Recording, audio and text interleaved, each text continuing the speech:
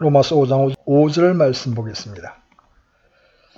소망이 우리를 부끄럽게 하지 아니함은 우리에게 주신 성령님에 의하여 하나님의 사랑이 우리 마음에 넓게 부어졌기 때문이니. 아멘. 이 말씀은 5장 초두부터 사도가 시도해온 진술의 일부임에 틀림없습니다. 사도의 제1차적인 목적은 이신 칭의의 결과인 우리 구원의 확실성과 최종성을 보여주는 데 있습니다. 사도는 이 점을 세 가지 방면에서 관찰하고 있습니다. 그것은 하나님과의 화평을 가져다주고 은혜 안에 서 있게 하며 하나님의 영광을 바라고 기뻐하게 합니다. 이어서 사도는 3절로 4절에서 우리가 당하는 시험과 혼란이 그 소망을 유동케 하기는커녕 그것을 더욱 확신케 한다는 것을 보여줍니다. 바울은 우리가 상세하게 살펴본 소망에 관한 훌륭한 순환 논법을 통해서 그것을 시도합니다. 그러나 바울은 아직도 그것을 아주 끝낸 것이 아니라 절정을 향해 나아갑니다. 그 절정은 5절입니다. 어느 의미에서 바울은 논증을 매듭 지은 것이지만 그 논증을 뚜렷하게 하는 무엇을 첨가하고 있습니다. 소망으로 되돌아가서 소망이 우리를 부끄럽게 하지 않는다고 말합니다. 그 말은 무엇을 뜻합니까? 우리가 첫째로 이해해야 할 것은 바울이 언급하고 있는 것은 미래가 아니라 현재라는 것입니다. 몇몇 주석가들은 사도가 여기서 자기 안에 소망을 가진 사람은 큰 심판날에 절망하지 않을 것이며 최종적인 심판대 앞에서 부끄러움을 당하지 않을 것이라는 것을 말하고 있다고 생각한다는 것입니다. 그럼으로써 그 요점을 완전히 놓쳐버리는 것 같습니다. 물론 그것이 사실이기는 하지만 여기서 언급되고 있는 것은 미래가 아니라 현재, 즉 세상에서 사는 날 동안의 믿는 신자의 현실적인 체험입니다. 그러므로 그가 의미하는 바는 우리가 이 세상에서나 최후 심판날에 결코 부끄러움을 당하지 않을 것이라는 것입니다. 그러나 1차적으로 우리는 이 세상에서 결코 부끄러움을 당하지 않을 것이라는 것입니다. 무엇이 일어나든지 그것은 문제가 아닙니다. 시련과 문제들과 혼란과 고난이 있을 것입니다. 그러나 이 소망을 가지고 있으면 결단코 부끄러움을 당치 않을 것이요, 부끄러움도 느끼지 않을 것이요, 절망하지도 않을 것입니다. 소망이 우리를 부끄럽게 하지 않습니다. 이 말씀을 이해하는 최선의 길은 그 점을 아주 분명하게 지적한 디모데후서 1장 12절로 가보는 것입니다. 그는 거기서 같은 점을 이야기하고 있습니다. 바울이 디모데에게 그 서신을 보낼 때에는 옥에 갇힌 몸이었습니다. 옥에 갇혀 있다는 것은 굉장히 의기가 꺾이는 일입니다. 바울은 자신이 늙은 것을 느끼고 죄수의 몸으로서 누구든지 의기소침해질 것 같이 보이는 환경과 조건에 갇혀 있었습니다. 그러나 그는 위축되지 않았습니다. 이런 까닭에 나도 이 일들로 고난을 당하되 그럼에도 불구하고 부끄러워하지 아니하노니, 이것입니다. 나는 이러한 시련과 고난과 혼란 가운데 있다. 그러나 나는 부끄럽지 않다. 내 지위가 어떻든 나를 어떻게 부르든 부끄럽지 않다. 나는 어떤 의미에서든 실망하지 않는다. 왜냐하면 나의 의뢰한 분을 내가 알고 또한 나의 의탁한 것을 그날까지 그분께서 능히 지키실 줄을 확신하기 때문이다. 그의 소망은 부끄럽게 하지 않습니다. 그는 절망하지 않습니다. 그는 믿음과 신념을 갖고 있기에 실망하지 않습니다. 그는 사실 이렇게 말하고 있는 것입니다. 나는 이런 환경 가운데 있다. 그러나 나에게 있어서 모든 것은 잘 돼가고 있는 것이다. 바울의 이 서신을 받은 디모데는 이런 문제들에 관해 바울처럼 분명하지는 않았고 의기소침했던 것으로 보입니다. 1장 8절에서 그러므로 너는 우리 주의 증언과 그분의 갇힌 자 된 나를 부끄러워하지 말고 오직 하나님의 권능에 따라 복음의 고난에 참여하는 자가 되라고 했습니다. 그는 부끄럽게 되지 않는다는 같은 사상을 말하고 있는 것입니다. 기독교 신앙에 관해 분명치 않은 사람은 환경을 부끄러워합니다. 시련에 맞부닥친 디모데는 사도 바울과 그리스도인의 삶으로 인해 부끄러움을 당했던 겁니다. 그는 우리는 굉장한 말을 하던 이 사도를 보자. 우리는 그의 확신 있는 설교를 기억하고 있다. 그러나 지금의 그를 보라. 제수가 되고 죽을 날만을 기다리고 있지 않은가? 이 일을 어떻게 한단 말인가? 왜 하나님은 이런 일을 허락하셨는가? 왜 주 예수 그리스도께서는 자신의 특별한 종이 이러한 일을 겪도록 하셨는가? 내가 전하는 복음이 참이라면, 이렇게 묻는 사람에게 어떤 답변을 주어야 할지 아주 분명히 알지를 못했던 것입니다. 우리가 의아하게 생각하고 그와 같이 말하는 사람에게 답변할 수 없는 순간 우리는 부끄러움을 당하게 되는 것입니다. 그래서 바울 사도는 디모데에게 권면한 것입니다. 그러므로 너는 우리 주의 증언을 부끄럽게 여기지 말라. 그는 1장 말미에서 오네시보로의 일을 말하면서 이 문제로 다시 돌아가고 있습니다. 아시아에 있는 모든 자들이 나를 버리고 돌아선 이 일을 내가 알거니와 주께서 오네시보로의 집에 긍휼을 베푸시기 원하노니 그가 자주 나를 유쾌하게 하고 나의 사슬을 부끄러워하지 아니하였으며 저가 나를 자주 유쾌하게 하고 나의 사슬에 매인 것을 부끄러워하지 아니했느니라. 다른 말로 하면 오네시보로는 믿음이 강하고 그것을 이해하고 있었던 나머지 절망하거나 낙담하여 결국 복음에는 아무것도 없다고 느끼고 사도를 버리기는커녕 오히려 바울에 갇힌 것을 부끄러워하지 않고 오직 자주 사도를 찾아가서 돌보아 주었던 것입니다. 이상은 소망이 부끄럽게 하지 아니함이라는 표현의 의미요 개념입니다. 그러나 우리들은 그 의미를 좀 더 생각해 보아야 합니다. 사도가 여기서 사용하고 있는 것이 다른 그의 서신들에서 늘 흔하지 않은 고건법이라는 것을 인식하면 그 의미를 좀 더 상세히 파헤칠 수 있습니다. 고건법은 긍정 대신 그것의 반대인 부정법을 사용함으로 적극적인 것을 역설하는 방법입니다. 로마서 1장 16절에서 내가 복음을 부끄러워하지 아니하노니 라고 했는데 이것은 아주 좋은 본보기입니다. 그 말은 나는 복음을 매우 자랑한다. 나는 그것을 긍지로 삼는다. 그것은 내게 있어서 이 세상에서 가장 큰 것이다는 것을 의미합니다. 그러나 그는 그것을 부정적으로 표현합니다. 이 표현법은 영국인들이 즐겨 쓰는 회화체라고들 합니다. 영국 사람들은 긍정을 좋아하지 않고 부정적으로 말을 줄잡아 하는 것을 더 좋아합니다. 나는 매우 자랑합니다 라고 말하는 대신 나는 부끄러워하지 않는다고 말합니다. 때로는 이런 표현 방식은 진술에 힘을 더해줍니다. 소망이 부끄럽게 하지 않는다고 한 말씀 가운데에서 이 경우를 봅니다. 바울이 정말 의도하는 바는 소망이 우리를 부끄럽게 하거나 부끄러워할 얘기는커녕 오히려 그 정반대라는 것입니다. 그것을 자랑하게 된다는 것입니다. 그래서 우리는 그리할 뿐 아니라 우리가 환난도 기뻐하나니라는 말씀으로 되돌아가는 것입니다. 그리고 그는 여기서 소망 때문에 언제나 그가 기뻐한다고 말하고 있는 것입니다. 소망은 여러분들로 하여금 부끄러움을 느끼게 하지 않습니다.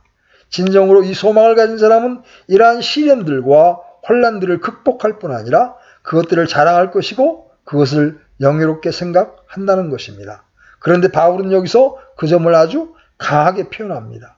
소망은 결코 낭패를 당하지 않을 뿐더러 우리를 일으켜 세워줍니다. 로마서 8장 37절에서 다시 그 점을 언급합니다. 아니라 이 모든 것 가운데에서 우리는 우리를 사랑하신 그분을 통해 정복자들보다 더 나은 자들이니라. 소망이 부끄럽게 아니한다는 것은 우리가 정복자들보다 더 나은 자들, 곧 넉넉히 이긴다고 하는 말을 달리 표현한 것입니다. 우리가 시련을 참아내고 그것을 통과할 뿐만이 아니고 그 이상입니다. 우리는 그 환난을 기뻐하고 즐거워하고 자랑할 수 있습니다. 이 점은 매우 중요한 진술입니다. 사도가 이에 덧붙여서 계속해 나가는 것은 놀랄 일이 아닙니다. 이는 전 역사를 통해서 보여지는 성도와 순교자들의 보편적인 간증입니다. 그들로 하여금 그렇게 영광스러운 죽음으로 죽을 수 있도록 한 것은 그들이 그렇게 분명하게 보았던 이 소망 때문이었습니다. 스데반의 기록으로부터 여태까지 계속되었던 것입니다. 그 점은 순교사에 있어서 영광스러운 것입니다. 무엇이 그들로 하여금 그렇게 영광스럽게 죽을 수 있게 했습니까? 해답은 그들이 소망을 확신했다는 것입니다. 믿음으로 말미암아 의롭다함을 받은 사람은 하나님의 영광을 바라고 기뻐하였던 것입니다. 그들은 그것을 알고 확신했습니다. 그래서 죽어가면서 잔인한 사람들의 얼굴을 보고 미소를 지을 수 있었던 것입니다. 그것은 놀라운 이야기입니다. 전 세기를 걸친 모든 시대의 순교의 이야기를 읽으십시오. 그러면 매 경우에서 여러분들은 그들의 비결이 자기들이 어디로 가고 있는가를 정확히 알았던 데에 있었던 것을 발견하게 될 것입니다. 그들은 그들이 다가가고 있는 영광을 보았고 그 영광을 어렴풋이나마 체험했기 때문에 그들은 그 영광을 확신했던 것입니다. 소망이 부끄럽게 하지 않습니다. 오히려 우리들에게 확신을 줍니다. 그리고 우리들로 하여금 넉넉히 이기게 하는 것입니다. 또한 좌절감을 느끼게 할 만한 일들을 자랑할 수 있게 하는 것입니다. 그것이 바로 사도의 위대한 역설입니다. 그러나 우리들로 하여금 이와 같이 할 수 있도록 하는 것은 정확히 무엇입니까? 우리들에게 우리 앞에 있는 소망에 관해 이 최종적인 확신을 주는 것은 무엇입니까? 무엇이 우리들에게 결코 꺼지지 않을 복된 소망에 대한 궁극적인 확신을 주는 것입니까?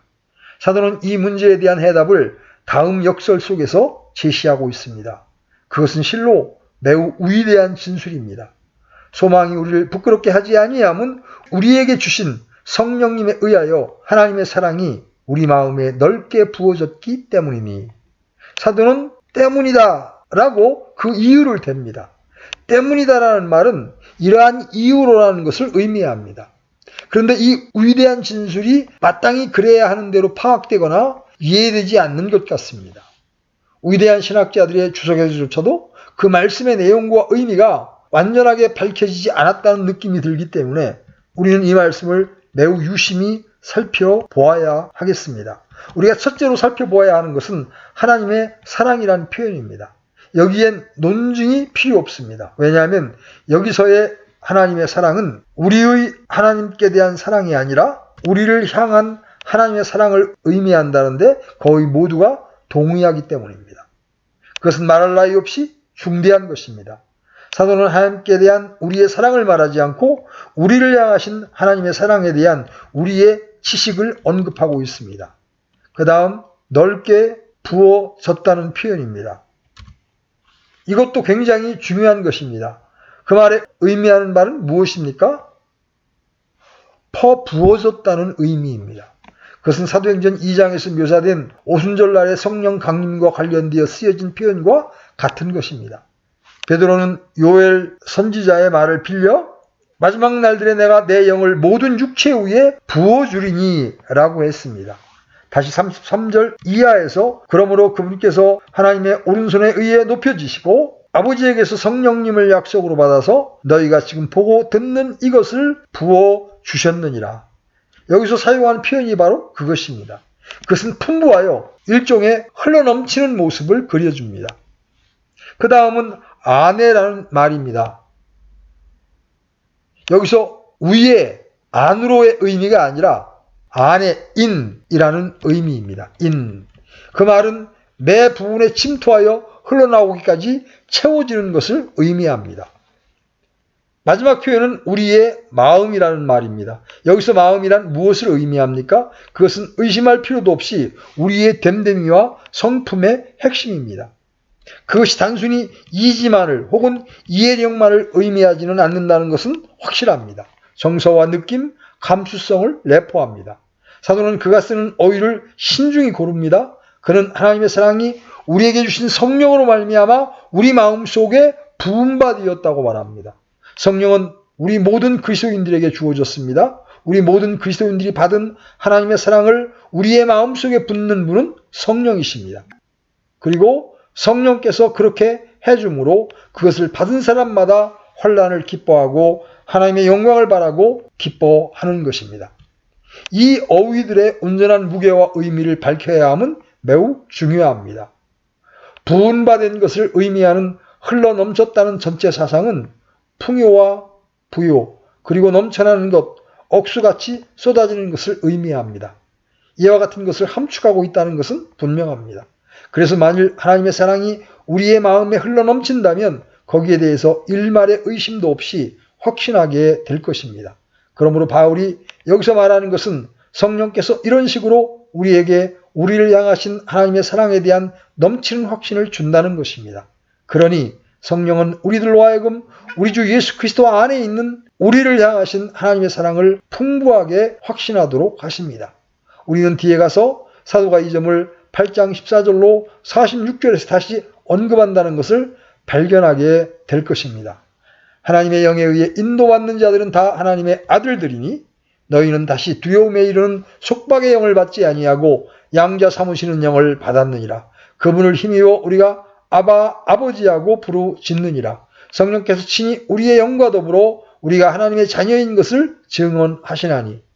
여기서 나타나는 사상도 같은 것입니다. 사도 요한은 요한일서 4장 16절에서 같은 것을 말하고 있습니다.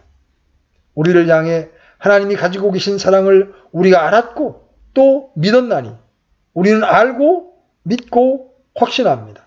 그러므로 우리 자신을 그것에 의탁합니다. 그리고 다시 그것은 성령의 사역으로 말미암은 것입니다. 우리를 향하신 하나님의 사랑과 관련된 이 확신의 본질은 무엇입니까? 그것은 단순히 그가 믿는 무엇이 아닙니다. 또한 우리가 논리적으로 끌어낸 류의 확신이 아님에 틀림없습니다. 신념과 추론은 간접적인 것이기 때문에 그것이 아닙니다. 이것은 직접적인 것입니다.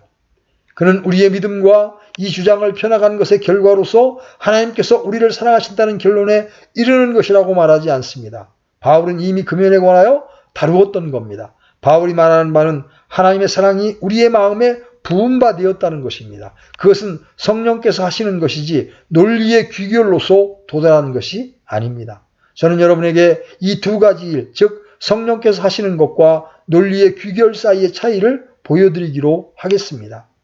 여기까지 사도는 추론해왔고 논증의 여러 단계를 거쳐서 우리를 이끌고 왔습니다. 우리는 살아가면서 불행한 많은 일들이 우리에게 일어날 때 이렇게 말하는 법을 배우게 됩니다.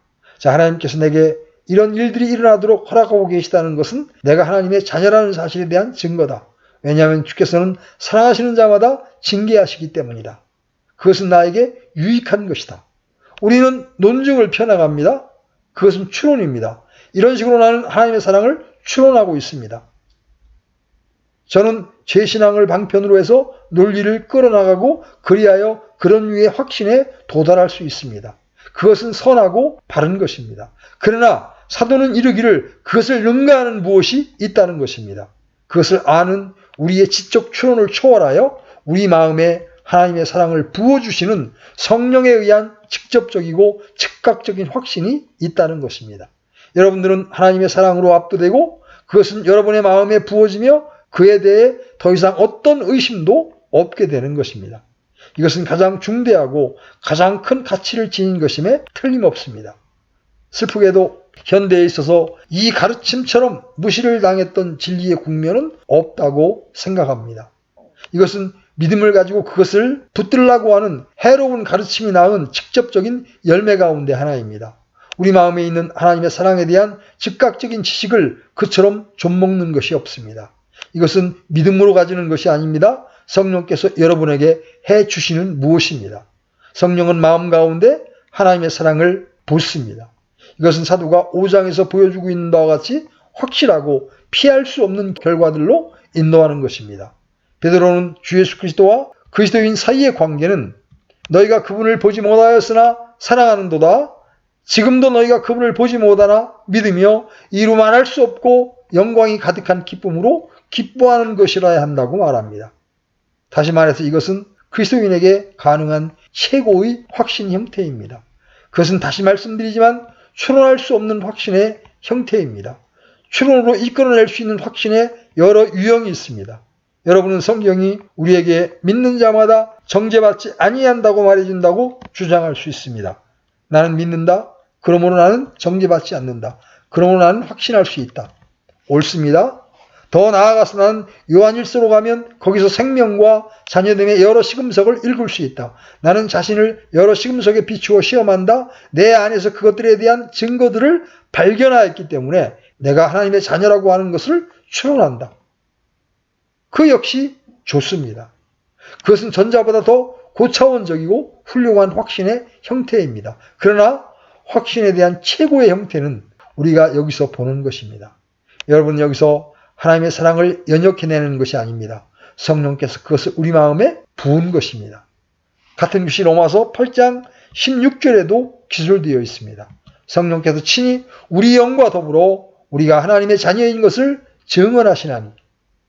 여러분에게 제가 말하는 바를 받쳐주는 몇 가지 간증을 소개시켜 드립니다. 18세기에 살았던 경건하고 거룩한 영국 교회의 교구 목사 헨리 벤이 한 말이 이러합니다. 저는 헨리 벤이 헌팅톤 백작 부인에게 보낸 편지의 일부를 인용해 보겠습니다. 그는 이 편지를 그의 아내가 어린 5 자녀를 두고 죽은 직후에 썼습니다. 그 상태는 비극이었습니다. 그러나 그가 헌팅톤 백작 부인에게 무엇라고 썼는지 보십시오. 저는 부인께서 그렇게 열심히 간직하고 있는 진리에 대해 살아있는 증인입니다. 그리고 나는 여기 우리 참담한 상황에서 그 진리가 필요하다는 것을 아는 증인입니다. 하나님의 마음은 내가 생각할 수 있는 것보다 훨씬 더 많은 사랑을 가지고 있다는 걸 확신했습니다. 그리고 확증이 어떤 추론이나 논리로서 된 것이 아니고 지각과 내 영혼에서 육체적인 눈에 비치는 태양처럼 비치는 하나님의 빛에 의하여 된 것입니다. 전 지금쯤 굉장히 비참한 상황에 던져졌어야 했지 않습니까? 여러분은 그가 말하는 바를 주목하십니까? 그는 그에게 있는 확신을 추론으로나 논리로서 온 것이 아니고 직감과 눈에 비치는 태양처럼 비추이는 하나님의 빛에 의하여 된 것이라는 걸 강조합니다. 그는 이어서 저는 내 고락의 반려자에게 기대하고 바랄 수 있었던 모든 것을 잃었습니다. 제 아내의 부지런함과 순진함과 온유한 사랑, 자녀들을 돌보는 그녀의 애정을 두 큰딸들이 지각하고 그들이 어머니의 사랑이 그렇게 훌륭한 것인가를 충격적으로 깨닫기 시작할 때 그만 아내는 떠나간 것입니다. 저는 그녀의 영혼이 물준 정원 같을 때 아내를 잃은 것입니다. 그녀의 입이 하나님을 말하려고 열려질 때 저는 아내를 잃은 것입니다. 하나님께서 예수님의 피로 값없고 온전하고 영원한 용서를 그녀가 받았다는 증표를 복으로 주시고 있던 때 그녀는 갔습니다. 그런데도 만사가 형통하다고 말할 수 있어요. 전능하신 주 하나님께서 다스리시기 때문입니다. 언제나 그리고 내게 속해 있는 모든 일에 하나님께서 좋게 보시는 것을 하시도록 해드리렵니다. 그 다음에 더 중요한 말을 했습니다. 나를 능하게 하실 성령이 계시지 않습니까? 권능과 약속의 말씀을 풀이해주고 마음에 깊이 새겨주고 적용시키는 제3의 되시는 성령님은 계시지 않고 다만 약속의 말씀에만 의지하는 것만 있습니까? 그렇다면 내 팔이 늘어뜨려지고 무릎이 너무 쇠약해진 나머지 내 십자가의 무게로 힘을 못 쓰고 넘어지기를 얼마나 했어야 했겠습니까? 다시 우리는 헨리 벤이 말씀에 있는 하나님의 진리와 약속과 그분으로부터 끌어낼 수 있는 위안과 그에게 이 일들을 인쳐주는 성령 자신을 어떻게 구별하였는지 보아야 합니다. 그는 계속해 나아갑니다. 저는 내게 주신 성령의 권능으로 소망에 겨워 있습니다. 제가 환난 가운데 더욱더 기뻐합니다. 곧 슬픔의 사람은 마른 땅의 강물과 같고 흑암 중에도 노래를 부릅니다. 얼마나 놀랍습니까? 이것은 그것을 받지 못한 이들은 이해하지 못하지만 대부분의 하나님의 택한 백성들은 확신에 차서 누리는 하나의 복입니다. 우리는 그것을 어떻게 묘사해야 좋을지 모릅니다. 왜냐하면 그것은 주로 영혼을 향하신 하나님의 사랑의 확신에 의해 일으켜진 마음의 인침으로 이루어지기 때문입니다. 논리의 귀결로서 끌어내는 것이 아니기 때문에 그것을 말로 표현하기는 어렵습니다. 그것을 아는 이는 누구든지 그것을 묘사하기가 거의 불가능합니다. 그것은 내면적이고 체험적인 그리고 절대적으로 확신하는 것이고 그것이 너무나 영광스럽기 때문에 그것을 표현할 말을 찾지 못합니다. 그것은 그것을 받지 못한 이들에게 이해되지 않는 복입니다. 물론 모르는 이들은 이것이 주관주의의 거짓된 유형이라고 생각합니다. 그러나 그것은 하나님의 택한 백성들에게는 가장 확신 있게 느끼는 것입니다. 우리 주님은 요한복음 14장에서 나는 내 자신을 너희에게 나타내리라고 하셨습니다. 그것은 성령께서 오실 때 현실화될 일에 관한 주님의 약속입니다. 그분은 아직 그렇게 오시지 않았습니다. 그러나 불안에 떠는 제자들에게 주님이 그들에게 보낼 다른 위로자가 올 것이라고 말씀하십니다. 바울은 이것을 성령의 봉인이라고 말합니다. 그에 관한 또 다른 표현은 성령의 열심입니다. 하나님께서 성령을 통해서 우리가 그분의 자녀요 다가올 영광을 물려받을 자라는 것을 절대적인 확신을 가지고 알도록 하십니다. 그분은 그것을 열심의 형식으로 주십니다. 그것을 우리에게 인식시켜주기 위해서 하나님은 그 영광을 미리 맛보게 하고 그것의 모형이나 견본을 미리 보도록 하시는 것입니다. 우리는 그것을 믿음으로 가지는 것이 아닙니다. 우리는 그것을 알고 맛보았고 그것을 느꼈습니다. 그것은 성경에 의해 심령의 인침을 통해 느끼게 되는 하나님의 사랑입니다. 그것은 직감적이요 체험적인 것입니다. 그것은 감정과 느낌에 영향을 줍니다. 그것은 직접적이고 직관적인 것이지 간접적이고 중개를 통하는 것이 아닙니다. 분명히 성경 전체에서 이보다 값진 것은 없습니다. 그런데 오늘날 우리는 거기에 대해서 듣는 것이 얼마나 적습니까? 그것은 마치 복음적인 가르침에서 떨어져 나간 것 같습니다. 그것은 믿음으로 그것을 생각해야지 여러분의 느낌에는 상관없다고 하는 심리적인 가르침 때문입니다. 만일 헨리 벤이 그런 입장에 있었다면 어떻게 되겠습니까? 그는 말합니다. 만일 하나님께서 그분의 사랑을 나에게 그렇게 명명백백하게 직관적으로 알게 하지 않았다면 무슨 일을 했을지 모른다. 그는 그의 영혼 깊숙이 해서 하나님의 사랑에 대해 그렇게 확신하고 있었던 것입니다. 그는 믿음으로 그것을 생각하고 있는 것이 아닙니다. 그것은 그에게 다가올 참담한 시련에 대비해서 하나님께서 친히 그에게 주신 것입니다. 그래서 할렐루야 하고 소리칠 수 있었던 것입니다. 그것을 모르는 사람은 그의 마음에 부어진 하나님의 사랑을 체험하지 못한 사람입니다. 그것을 체험한 사람은 그처럼 소리치기 마련입니다. 여러분은 이런 극한 위에 확신이 없이도 그리스도인일 수 있습니다. 그러나 하나님의 사랑이 마음에 부어짐이 없는 그리스도인이 있을 수 없습니다. 저는 그것을 하나의 질문 형식으로 지적해 보겠습니다. 여러분은 하나님의 사랑이 내 마음에 부은 바 되었다고 말할 수 있습니까? 그렇지 않을지도 모릅니다. 내가 그것 없이도 그리스도인일 수 있다고 강조하는 것은 이런 이유 때문입니다. 여러분이 그리스도인이라면 여러분 안에 성령이 거하십니다. 왜냐하면 만일 하나님의 영이 우리 안에 없으면 그리스도의 사람이 아니기 때문입니다. 성령께서 우리 안에 계시지 않는 한 그리스도인이 아닙니다. 그러나 좀 더 충만한 체험이 없더라도 그리스도인일 수 있는 것입니다. 어느 의미에서 바울은 에베소 신자들이 그것을 체험할 수 있도록 간구하고 있었던 것입니다. 그들은 이미 그것을 다소 알고 있었습니다. 그러나 바울은 그들이 이 지식을 뛰어넘는 하나님의 사랑을 알기를 원했습니다. 그것은 지적인 이해를 뛰어넘습니다. 그러나 그것은 사실입니다. 바울은 그들 에베소 신자들이 체험적인 의미에서 그것을 알도록 원했던 것입니다. 모든 그리스도인들이 다 이 체험을 한 것은 아니지만 그것은 모든 이들에게 열려 있습니다. 그러므로 모든 그리스도인들은 그것을 받아야 합니다. 그것은 사람 각자의 본성적인 위대성에 의지하지도 지식이나 다른 어느 것에 의지하지도 않습니다. 헨리 벤이 계속해서 하는 말을 들으시기 바랍니다. 저의 복되신 주님께서 아내를 잃은 직후 제게 두 전도자를 보내주셨습니다. 한 사람은 몸에 굉장한 질병을 앓고 있는 가련하고 곤고한 과부였습니다. 그녀는 연약한 두 아이를 데리고 있었습니다. 그 부인은 옷이 다 헤어져 있었습니다. 제가 그녀에게 어떻게 사셨느냐고 물었을 때 이렇게 대답했습니다.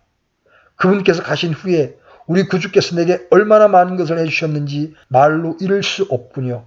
비록 그분이 가신 이래 한눈을 잃어버렸지만 태양이 주는 빛보다 더 좋은 빛을 저는 가지게 되었어요. 전 너무나 죄가 많은데도 주님께서는 그렇게 온전한 사랑을 내게 베푸시니 전 행복합니다. 복지시설에 들어가 많은 사람들 틈에 있고 싶지 않은 거예요. 왜냐하면 혼자라는 걸 느끼면 느낄수록 주님의 사랑과 임재를 더 풍성하게 누릴 수 있기 때문이에요. 그녀가 말하는 무게 있는 태도와 그녀의 얼굴에서 풍기는 분위기는 전에 내가 보지 못했던 거예요. 마치 그것은 그녀가 그녀의 주님을 보고 있는 것 같았고 주님께서 그녀의 입으로부터 나오는 모든 말마다에 함께 해주시는 것 같았습니다. 이것은 내 마음을 겨냥한 한편의 설교였습니다. 때를 따라 마른 잔디에 내리는 비와 같습니다. 이상의 인용문들 가운데에서 어떤 결론들을 끌어내야겠습니다. 그의 아내를 잃고 커다란 시련을 겪고 있는 헨리 벤에게 주어진 것입니다. 가련하게 된 그 과부에게 되어진 일입니다. 그러나 성경의 교훈에 따라서 제가 이해하는 바대로 하면 그것은 우리 모두에게 열려져 있습니다. 우리가 생애 여러 가지 허탄한 일에서 돌아서서 이것밖에는 없다고 깨닫는 것은 운명의 자리에 들어갈 때입니다. 우리는 그것을 전력을 다해 추구하게 되고 그것을 발견하게 됩니다.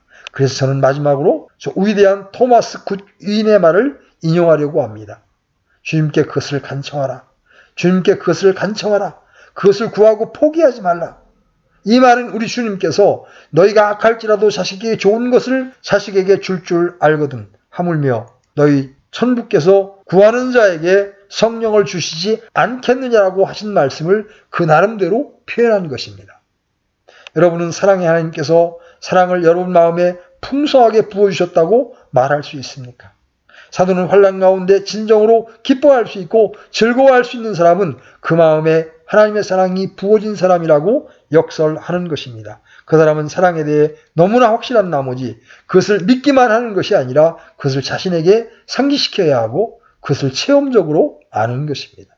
그러므로 만일 우리가 환난을 기뻐하고 다가올 하나님의 영광을 바라고 기뻐한다고 정직하게 말할 수 없다면 그것은 우리가 마땅히 알아야 한 우리를 향하신 하나님의 사랑을 알지 못하기 때문입니다.